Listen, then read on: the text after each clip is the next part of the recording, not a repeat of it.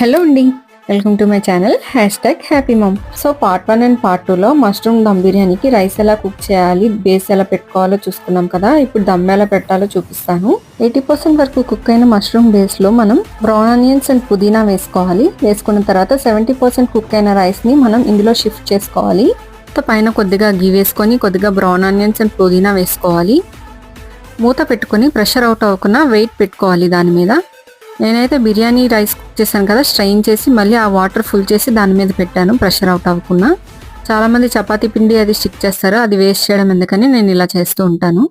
So 3 minutes high ఫ్లేమ్లో పెట్టుకొని 3 minutes లో ఫ్లేమ్లో పెట్టుకొని గ్యాస్ ఆఫ్ చేసేసుకోండి. మన mouth watering mushroom dum biryani ready అయిపోయినట్టే. చెప్పడం మర్చిపోయాను, స్టవ్ ఆఫ్ చేసిన 15 మినిట్స్ దాన్ని అసలు టచ్ చేయొద్దు. తర్వాత ఇంకా మనల్ని ఆపే దేవుడు కుమ్మేయడమే. For watching the video please subscribe to my channel happy mom. చేయండి ప్లీజ్.